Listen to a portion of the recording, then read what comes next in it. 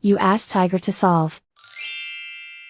This deals with linear equations with one unknown. The final result is x equals -2. Let's solve it step by step. Simplify the expression. Group like terms. Simplify the arithmetic. Group all x terms on the left side of the equation. Add 6x to both sides. Group like terms. Simplify the arithmetic. Group like terms. Simplify the arithmetic.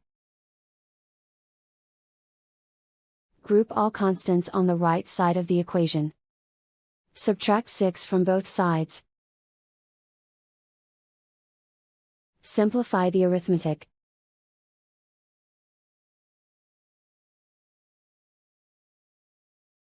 Isolate the x.